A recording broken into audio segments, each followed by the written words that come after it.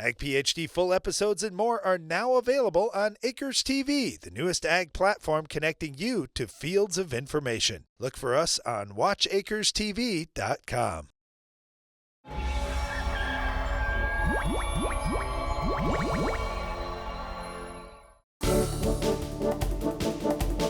Today, during our Farm Basics time, we're going to talk about how farmers reduce erosion.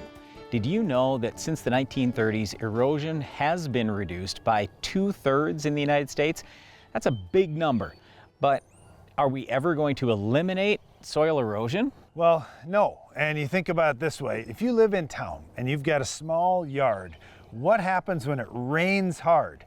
You notice grass clippings washing out of your yard. You notice just a little bit of dirt washing out of your yard. That's soil erosion when you see that little bit of dirt going out of your yard. So we can't ever stop it completely, but what we can do is try to minimize and reduce that. So when our grandpa was farming some of the same ground that we have today, back then he had no good way to control weeds, insects, or diseases with anything other than the mow-board plow. Seriously, that's what he was using, mow-board plow.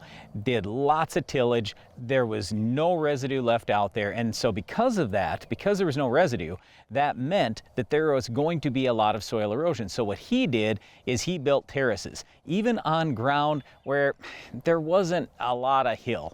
He still put terraces in. Basically, the terrace is to catch that dirt so it doesn't wash all the way down the hill. It only washes down to the terrace, and then at that point it slows the water down. So slow moving water doesn't take near as much dirt as fast moving water. But it's amazing over the last couple of generations, the changes in equipment, the changes in cropping rotations and plans, and just the options that we have today. We don't have to do things like Grandpa did. Yeah, but you mentioned crop rotation. It's not that as much as it is how are we going to farm that ground? How are we going to farm that rotation?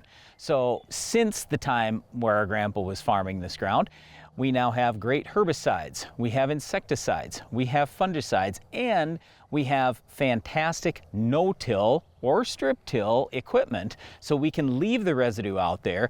We get everything under control, so we have a lot more crop, and we're able to plant right into lots of residue.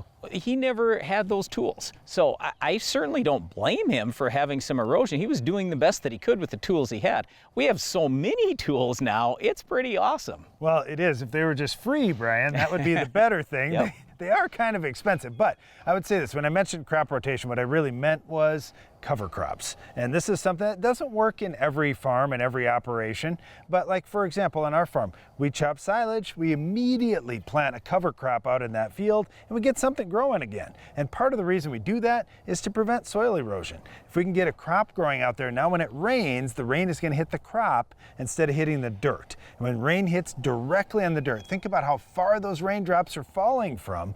When they hit the dirt, they make a splash, and some of the dirt particles go up on the splash. If they hit the plant first, now they only have to fall just from the plant down to the ground, and you don't see that big splash or that kind of erosion. And normally around here, cover crops don't work because we're planting as early as possible in the spring. We're harvesting sometimes as the snow is flying in the fall, but because we do so much silage, that's where we take all the residue off. That's where we have the real problem. Well, the reduction in tillage, though, has been the biggest thing. Just being able to do less tillage. We don't have to use tillage to accomplish everything.